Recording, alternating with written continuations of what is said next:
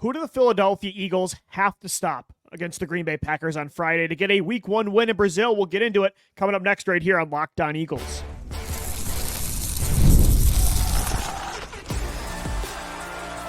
You are Locked On Eagles, your daily Philadelphia Eagles podcast.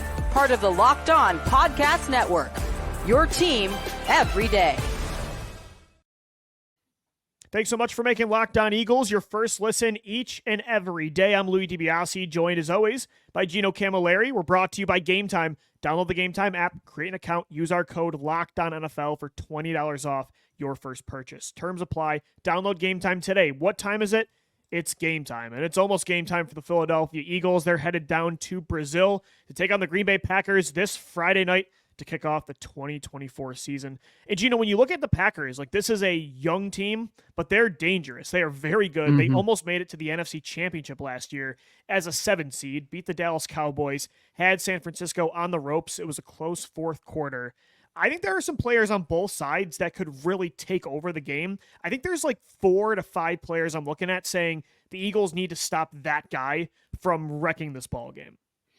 And I bet you they're all young, athletic, quick ball players. Well, here, I have my 4. I pulled it up on a graphic here. So number 1 is obviously Jordan Love. Number 2 for me is Christian Watson. Number 3 is Kenny Clark. And then number 4 is Josh Jacobs for a number of different reasons. But like, those are my 4 guys that I'm saying we have to find a way to limit those players on each side of the ball. For me, I'm clumping all of those wide receivers together because the way that Green Bay is going to go about it, they don't have one true alpha in the room, let's say. They're like 4 really solid guys. Yeah, they're a very committee-heavy approach where you're going to see Dontavian Wicks get some play in the air. Who's underrated. We didn't talk about him yesterday. Yeah. Get some play in the air. You're going to see even Bo Melton as part of that rotation as like the 6th guy, right? But you're talking about a team with 2 really good tight ends in the past game too. I just lumped them all together. But if you had to pick one to isolate, I think that deep threat nature of Christian Watson. That's why I picked him. The home run hitting ability, if he gets behind you, all of a sudden you're saying, did we have a breakdown in coverage? Are we communicating correctly? If so, why is this guy behind us in a Vic Fangio, bend, don't break type of defense where it really limits those big plays and they want everything to kind of happen underneath? And that's why Josh Jacobs in this equation, I put as the true number 1 for Green Bay. Because 1, he played for the Raiders the last couple of years. Like, let's be honest. It was him, it was Devontae Adams, and that's about it. Now you're talking about 6, 7 guys that you really have to worry about. And Josh Jacobs, by his own right, is a very good runner, but what he can do in the pass game, that's where he's the scariest. And the Raiders never used him that way. Green Bay's going to. No, 100%. In Matt LaFleur's offense, you have to be able to do that. I mean, if you saw what Aaron Jones did the last couple of years for them, that's exactly the way they want to use Josh Jacobs. They paid him in that manner for that reason, much like the Eagles with Saquon Barkley. This offense is going to run through him because if they can get him going in the run game, like we talked about yesterday, do you have to bring on an additional linebacker, which then opens up the pass game because then you're playing with 2 backers instead of playing these 5 and 6 defensive back heavy sets where you have to take away the pass game. And that just goes into the avalanche of what could happen. And it all stems from dominating the middle of the field. And the one guy who could really start that right off the bat is Josh Jacobs. Totally agree. And you look at the Eagles last year, the first half of the year, it was such a Jekyll and Hyde. It's the run defense is the perfect representation of what last year was. The first half of the year, they're maybe the best run defense in the league. Then Jordan Davis, Jalen Carter, all those guys kind of fall off a cliff. All the injuries at linebacker, and they were one of the worst running defenses in football down the stretch. And it really did change things. So I totally agree. There's already so many weapons for Jordan Love to target, like a Christian Watson, who I'm wondering how he's going to do against Isaiah Rodgers when that is the matchup, because Watson loves that double move. Rodgers sometimes bites, but he has the speed to keep with him. And if they get Jacobs going and can start rocking some play action, which LaFleur loves to do, Jordan Love is very good in that area, it could really change the game. So that's why I said, obviously, Jordan Love. But Watson and Jacobs are those 2 weapons out of all of them, because there's a lot. Even our guy Marshawn Lloyd's their RB2 heading into this game. Jacobs and Watson are the 2 players they got to find a way to limit. I'll also be intrigued to see how they use Jordan Love in the run game as well, because if you're going to have to account for that, that gives you a whole nother sort of headache to worry about. But the Eagles have to be ready for that because that's the nature of the NFL, right? Like you have Jalen Hurts on your side who destroys teams because of what he can do with his legs as well as his arm.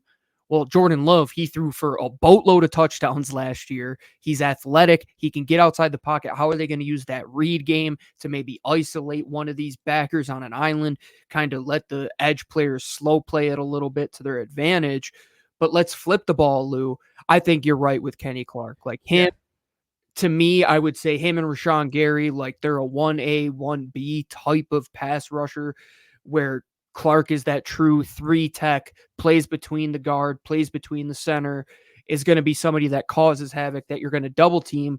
Well, then on an island, you're going to be going against Rashawn Gary a lot of the time, and Lucas Van Ness, and a lot of these young pass rushers that they've brought in, and Preston Smith too. Preston Smith. So if you could take Kenny Clark out of the game, and then you win your one-on-ones on an island, which the Eagles at tackle love to do with Lane Johnson and Jordan Mailata, that's probably where you're going to have success, which will allow you to either do what you want in the run game and then hopefully do what you want in the pass game, where my number one player that you have to find a way to either, one, not throw his way or get a matchup with a bigger player like A.J. Brown, Jair Alexander, he is the wild card. He's the one that one bad throw, one mistimed throw, you put it on his back shoulder when you're supposed to lead him, Jair Alexander is going to be the guy to make a play for them. Yeah. He'll probably end up, I think, lining up in the slot a lot against Devontae Smith. They do use him inside over the years in Green Bay. I think Devontae will get a lot of slot looks. Of course, Jahan Dotson, too, is going to be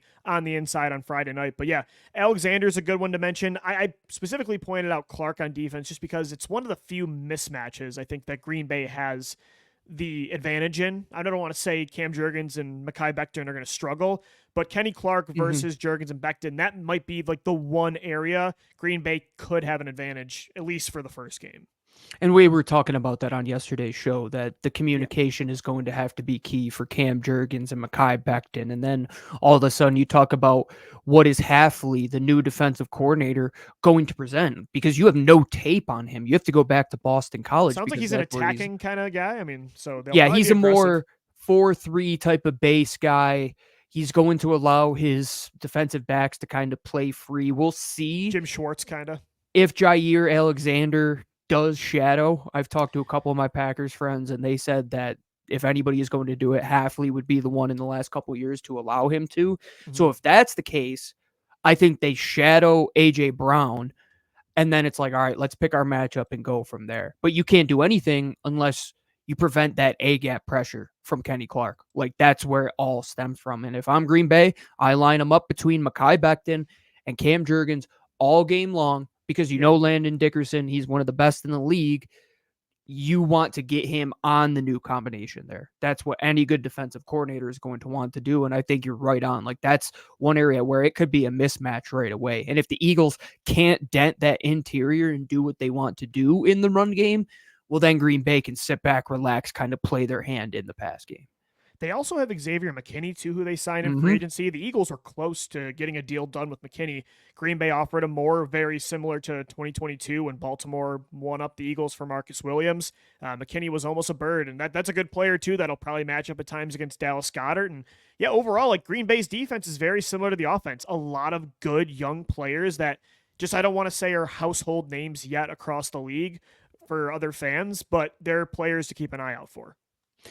I think you made a good point with like that Jim Schwartz defense, where it's like not one guy is going to be like the big name type of defensive player, but he's going to do really good with a rotation type of element. And I think that's where Green Bay is, and bringing in Hafley, I think that's a great move over what they've had the last couple years. Agreed. And it's going to be a challenge, man. And like, how do the coordinators respond? You talk about game wreckers. Are your coaches going to get in their own way because they did not properly set this team up to go against Matt LaFleur's offense or defensive coordinator that you really don't have much information on?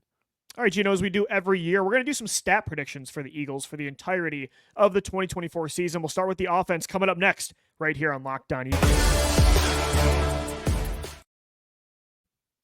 Today's episode of the Locked On Eagles podcast is brought to you by FanDuel, America's #1 sportsbook. We've got something a little different for you, though, right now for FanDuel. Now through September 22nd, all FanDuel customers can bet $5, and you're going to get a 3-week free trial of NFL Sunday Ticket from YouTube and YouTube TV. That's huge. Gino and I, we both live outside of Philadelphia. We need Sunday Ticket to watch the Philadelphia Eagles. So make sure you bet just $5 on FanDuel. Take the Eagles money line, take Jalen Hurts anytime rushing touchdown. So easy. Easy money, even in Brazil. He'll get it done. So again, sign up for that bet. Get a 3-week free trial of NFL Sunday Ticket. With a YouTube TV base plan, you'll be able to watch every regular season Sunday afternoon out-of-market game. All you need is a Google account and a current form of payment, and you can cancel at any time. Just visit FanDuel.com, download America's #1 sportsbook. Thanks so much for making Locked On Eagles your first listen each and every day. Guys, the new Locked On NFL is here. Locked On NFL is now 2 shows every day. First, the madman Tyler Rowland kicks off your mornings with a double shot of NFL espresso, and then stop by the barber shop with Tony Wiggins for some real NFL talk. Added in the Locked On local experts, and you get unprecedented NFL insight, hot opinions, detailed breakdowns, all in just 30 minutes. It's the new Locked On NFL. It's twice a day now. Make the madman Tyler Rowland and the barber Tony Wiggins your second listen at the new Locked On NFL on YouTube or wherever you get your podcast. We're back. The season is here. And Gino, we like to do this every year. Time for some stat predictions. We're going to start with the offensive side of the ball, and we'll start with, of course, QB1, Jalen Hurts. Talk about some over-unders. And I think this is a big one because of his play style. How much is he going to run versus past years? He is a lot healthier, but Kellen Moore's offense is definitely a pass-first kind of unit.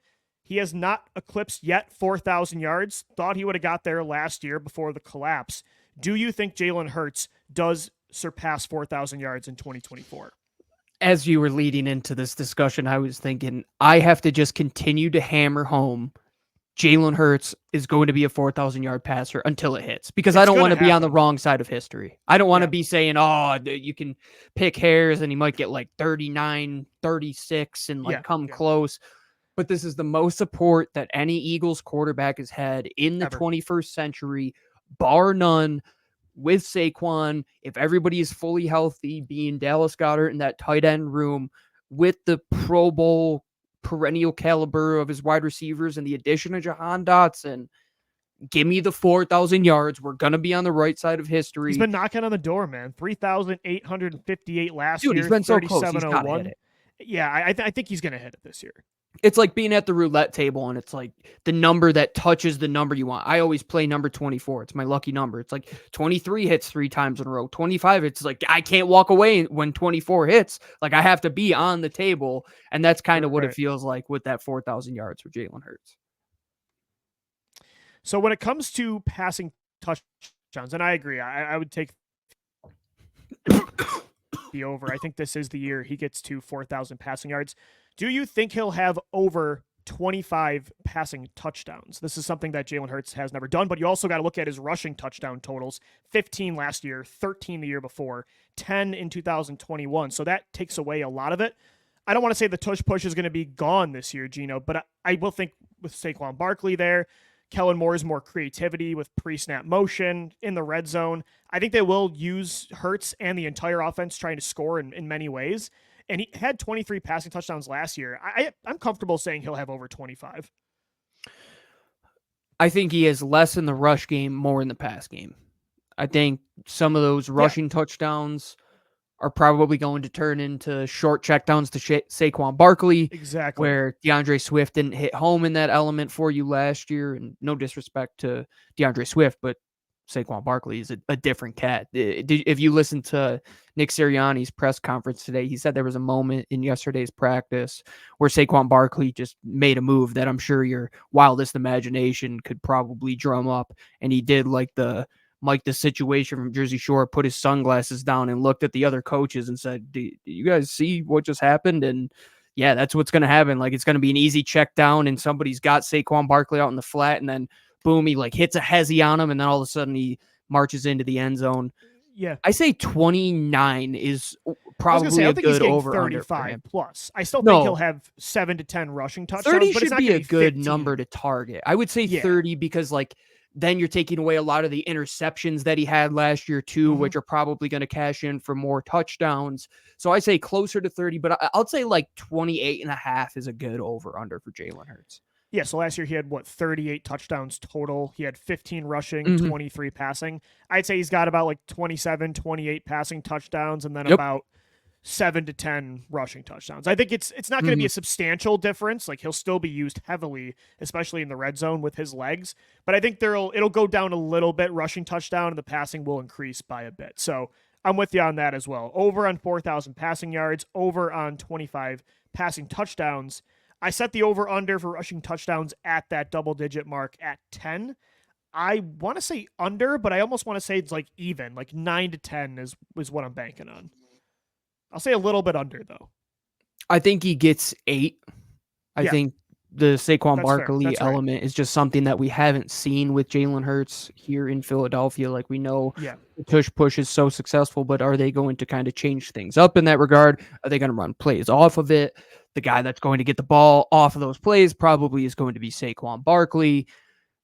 And it'll probably hurt Jalen Hurts in terms of fantasy for those of you who are on Take him in the 2nd or 3rd round, But when it comes to the overall output of an NFL quarterback and where you want him to be, close to 5,000 all-purpose yards each and every year. We want him to hit the over on that 4,000 passing yards. But hey, if he gets to 5,000 with 1,250 on the ground, Lou, and then like 3,750 in the air, wouldn't be shocked. If he gets 35 touchdowns total, wouldn't be shocked as well, because that's what you paid him for. If you're expecting anything less, then you have to have a legitimate discussion about, is this guy the guy?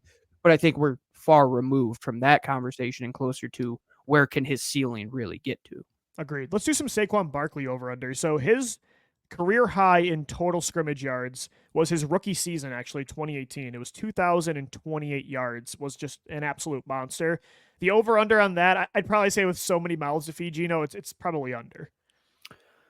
Yeah, you would have to believe so. I would say like 1,800 yards is probably a good number for him. If you split it 900 each, let's say 1,200 rushing, 700-800 in the air, you're talking close to that number. But like you said, there's a lot of guys on this offense. Rushing yards, what do you think would be the number for him? Yeah, so DeAndre Swift last year had 1,049. Miles Sanders in 2022 had 1,269. I'd say he's probably in the middle of that, and then he's closer to probably his 2019 receiving totals, which was 52 catches for 438. I think that's more of the stat line that I'm aiming, like around 1,200 rushing yards, and then I'd say over 400 receiving. So he's probably in the 1,700 scrimmage yard range. Yeah. Definitely so. And I would say 1,150. I wouldn't be shocked if he passed Miles Sanders' number, but I think he goes a little bit higher than DeAndre Swift. There were some times when both of those guys that we had mentioned left a little bit of meat on the bone, where Saquon Barkley probably would clean up the scraps a little bit more, and you have to take that into account. But at the same time, I think his yards per reception goes up, Lou. I think that's going to be one thing where you look at that 52 catches for 400 some odd yards. Let's say he can average like 8.5 to 10 yards of reception. Let's say like 500 yards in the air for 50 I was going to say, catches. I think I'd take the over on the 438 from 2019. I'll say he probably has under 50 catches, but I'm agreeing with you. I think there's going to be more vertical shots with Barkley, wheel routes, getting him in space, screen passes. I think will be a lot more effective this year. So I'd probably say a little bit under on the 52 catches from his second year in New York, but I agree with you. I think I would take the over on 438. 42.5 catches, I'll set at the over-under. Think that's probably a good number. Watkins. Quez in 2022 was the 4th target. He had 33 catches for 354, and he wasn't very effective. Like, I can totally see Saquon getting 35 to 45 catches and surpassing 440. Because you're going to have to talk about the times he's lined up in the slot and the time they send him on these seam routes and a Texas choice route, where if he just gets one guy in space, he's going to get 10 yards per reception, and a better offensive line to run behind too. Maybe that is worth 250 yards on the ground. Like, who really knows? He's never played behind an offensive line this good, but in total, 1,750 overall, I think is a good number for him from scrimmage. But if he goes past that, That's why you paid him to be that offensive weapon for you. I'll take that. Last one for you. Who leads the Eagles in receptions and then receiving yards? Devontae leads the team in the receptions. Agreed. A.J. Brown leads the team in Yep, receiving we're on the yards. same page there. I totally agree. I think it's going to be very reminiscent to 2022 where Devontae led the team in catches, but Brown's still your go-to guy in the vertical game. Brown will still end up 13 plus 100 receiving yards. When it comes to touchdowns, I think it's going to be closer with the overall field. I don't think A.J. Brown is like 5 to 6 touchdowns ahead of anybody on this team. Brown and Smith have always been close. They're always both in that 7 to 8, 6 to 8 range, and they normally end up pretty even there. But I think Goddard will get more this year than he did last year. If he's healthy, he's the one to watch out for. Yeah. The passing touchdowns to Saquon, that's going to be one where you can probably watch a little bit more to see how that evens things out with the wide receivers. I was going to say total touchdowns. Some of that would you away. take let's remove Jalen Hurts. Oh, yeah. Take Saquon on total touchdowns. Yeah, you have to. There's nobody else that you could legitimately pick. But Devontae Smith, I think he's going to average probably close to like 12.5 yards of reception. And he's Kellen Moore's CeeDee Lamb. He's going to find space. He's going to sit there. He's probably going to have 3 guys over the top of him. And then he's just going to sit in that shell, get the ball, go down, stay healthy, live to see another play. Then when we continue to hit these hole shots, then we open it up downfield to A.J. Brown and just let this thing loose. But at the same time, Kellen Moore is going to get these guys in space, so they're all going to have opportunities to make their own plays and make their own touchdowns. Like, remember Deshaun Jackson back in the day where you just give him that ball in a quick little bubble and he could take that thing to the house?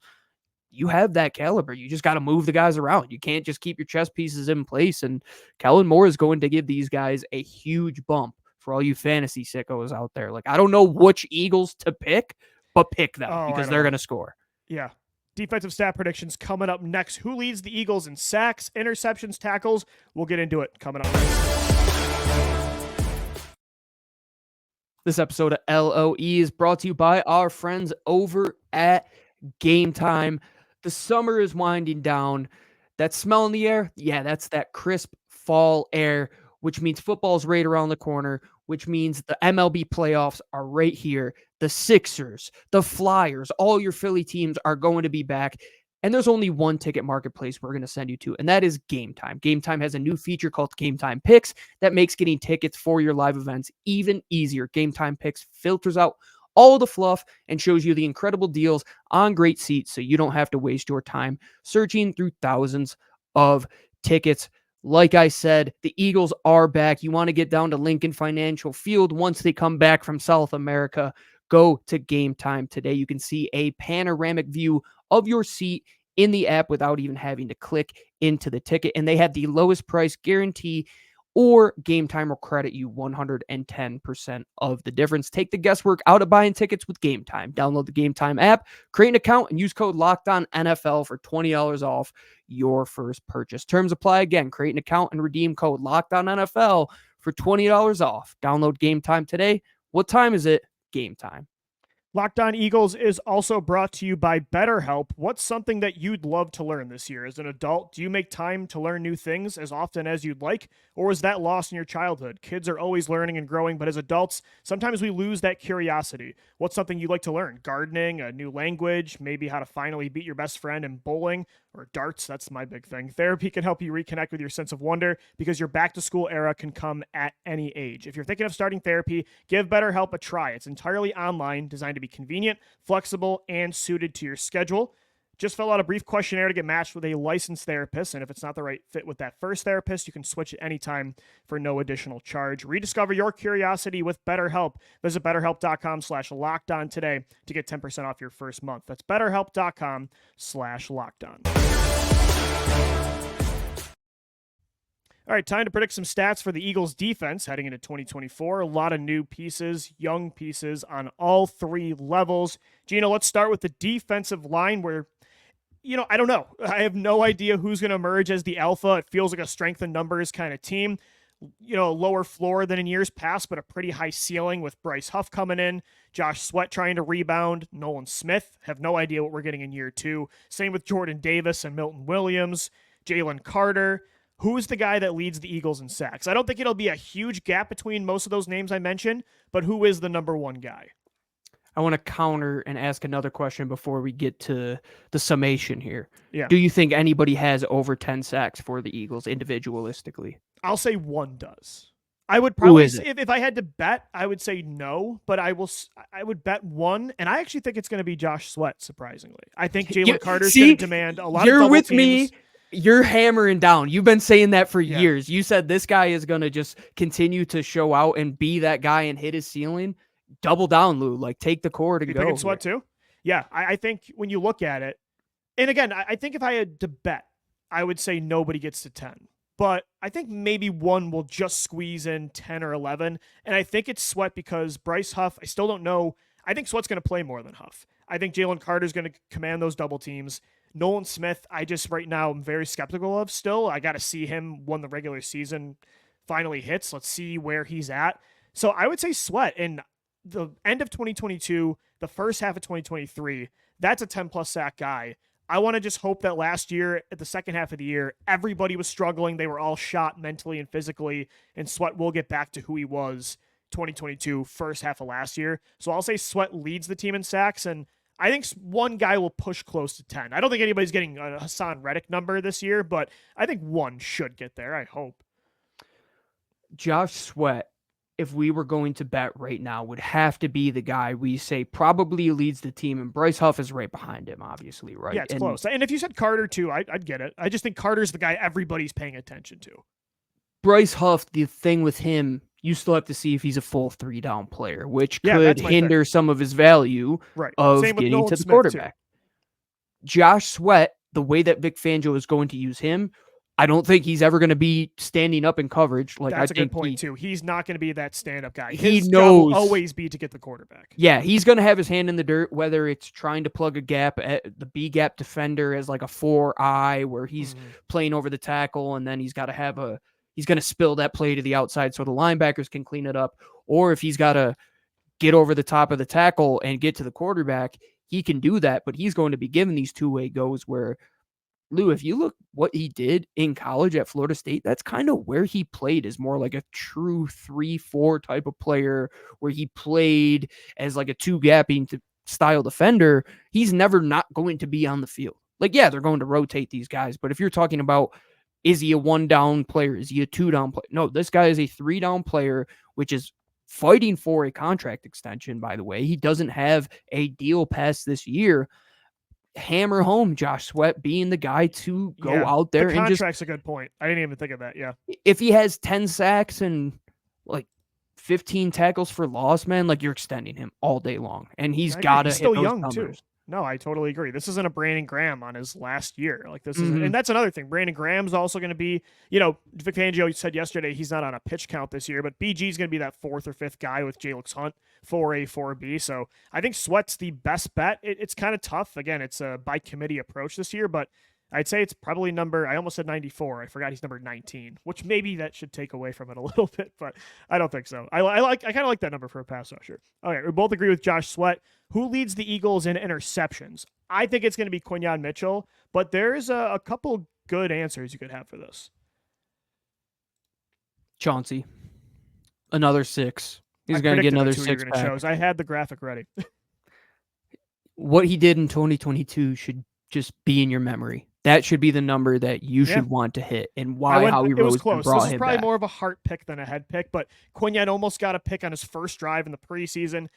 As Fangio said, he's going to play almost every down, but so will CGJ. So these are probably our 2 best bets. Slay, if he can get back to the season he had when he was just shutting down Justin Jefferson and he's fully healthy, like, he just goes bananas.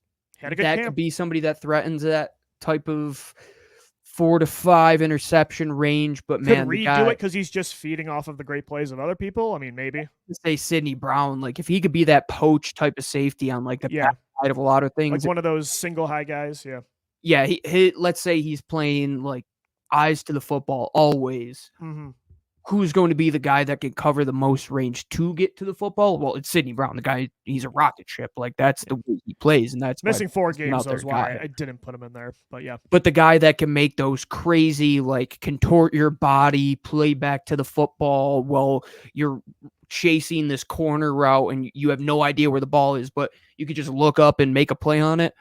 That's Chauncey Gardner-Johnson, man. Like, I'll take him all day long. But Quinyon Mitchell, he might be the biggest recipient of having a great defensive back group around him, that he's on the third, fourth guy through the progressions, and the quarterback is under a lot of pressure, and he thinks he can hit his third guy, and Quinyon just undercuts a lot of footballs. Who's to say that he doesn't have 3-4 interceptions in his first year? And with so many good players, maybe nobody hits that 6 interception mark, but their total is much higher than it was. I think there's going to be a bunch of guys that have like 3 to 4. It has to be higher than it was last year because you were just not in good field position time after time after time after time. 2022, that's what helped you win a lot of those games, so you have to get back to that.